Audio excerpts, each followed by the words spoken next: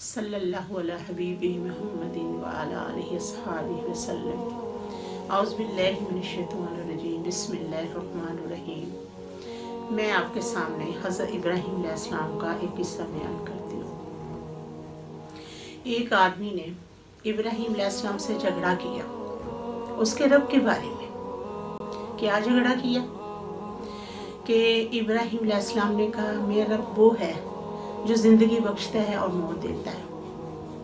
تو اس انسان نے کہا کہ میں بھی زندہ کر سکتا ہوں، میں بھی موت دے سکتا ہوں۔ اس نے کیا کیا؟ وہ نمرود کافر تھا اور اس وقت کا بادشاہ تھا۔ اس نے جس کو پھانسی لگنی تھی اس کو چھوڑ دیا، اور جس کو پھانسی نہیں لگنی تھی اس کو پھانسی دے دی۔ اس نے کہا لو جی، میں نے بھی زندہ کر دیا، میں نے بھی چھوڑ دیا۔ ابراہیم علیہ السلام نے کہا کہ میرا رب وہ ہے جو مشرق سے سورج نکالتا ہے تو مغرب سے لے آ۔ جب ابراہیم علیہ السلام نے یہ بات کہی تو وہ نمرود کافر حیران رہ گیا۔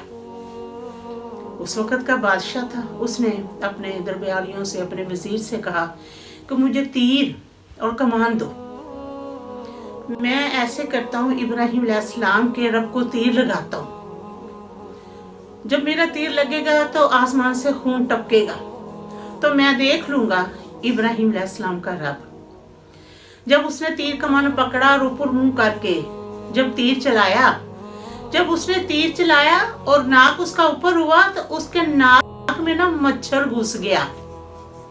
اب مچھر کا گھسنا تھا اور اس کے جو سر میں درد ہونا شروع ہو گئی، اور وہ مچھر تنگ کرتا تھا اسے، اور وہ بادشاہ تھا اس وقت کا، اور وہ چونک میں بیٹھ جاتا، دربار کے چونک کو کہتا کہ میرے سر میں جوتیاں لگاؤ۔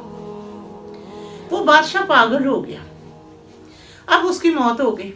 جب اس کی موت ہو گئی تو اس نے دیکھا، لوگوں نے دیکھا، جب اس کی موت ہوگی تو لوگوں نے کیا دیکھا کہ اس کے ناک میں سے لنگڑا مچھر ایک ٹانگ والا نکل رہا ہے۔ دیکھیں تکبر کا انجام۔ اللہ تعالیٰ نے فرمایا کہ میں اور تکبر نہ کرو۔ اللہ تعالیٰ کو میں اور تکبر پسند نہیں ہے۔